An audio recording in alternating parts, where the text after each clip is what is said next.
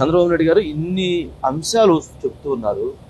కానీ జగన్మోహన్ రెడ్డి గారు మా చిన్న పిల్లవాడు అని చెప్పని అవినాష్ రెడ్డిని చిన్న పిల్లవాడు, చంటి పిల్లవాడు అని చెప్తున్నాడు. నేను అమాయకుడిని, వాళ్ళందరూ కలిసి నా మీద దాడికి వస్తున్నారు అని చెప్పని అంటున్నారు. ఏంటి దాంట్లో ఆంతర్యం ఏంటి? నేను అందుకే మీకు అతను ప్రమోట్ చేసేది ఒక ఫిలాసఫీ థియరీ, ఒక థియరీ, నార్సీ సిద్ధాంతం. ఈ మధ్య చెప్తున్నారు మీరు నార్సీ సిద్ధాంతం. ఏంది అసలు నార్సీ? ప్రతి ఒక్కరికి అర్థం కావాలి. ఓకే, నార్సీ సిద్ధాంతాన్ని అవలంబించేవాడు ఇప్పుడు జగన్మోహన్ రెడ్డి.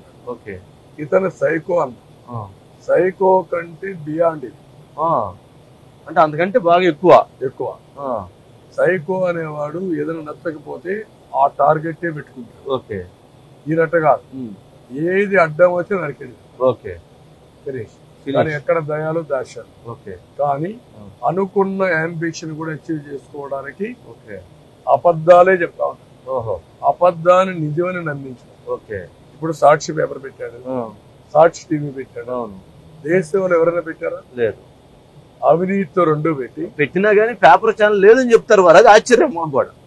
అది ఒక యాంగిల్. ఓకే, అది అబద్ధం, అది కూడా ఒక అబద్ధం. కానీ ఆ పేపర్ లో వంశీ ఓటేస్తే నీ మీద నెగటివ్ ఆర్టికల్స్ అవాస్తవాలు, అబద్ధాలు అంటే నువ్వు భయపడిపోతావు, నాకెందుకు వచ్చి. అలాంటివన్నీ చేసి అసత్యాలన్నీ చెప్పడం. ఎవరన్నా అభిమానం లేదు, తండ్రి లేదు, తల్లి లేదు, కుటుంబ సభ్యులు సోదరులు లేదు, చెల్లెలు లేదు, లేదంటే పిల్లలు లేదు, ఎవరి మీద అభిమానం లేదు. వాళ్ళకు ఉండేది అభిమానం వాళ్ళ ఎగో మీద. ఎగో సొంత ఎగో మీద ఉంటుంది. ఎలాంటి కుర్వరానికైనా ఇంకా నువ్వు ఎవరు చనిపోయినా ఎవరు ఆస్తి పోయినా వాళ్ళు నవ్వుతా ఉంటారు. అందుకే మీరు చూడండి, ఎప్పుడు జగన్మోహన్ రెడ్డి ఎక్కడో ఒకసారి చనిపోతే, వివేకానంద రెడ్డి చనిపోతే నవ్వు మొక్క నవ్వుతుంటారు.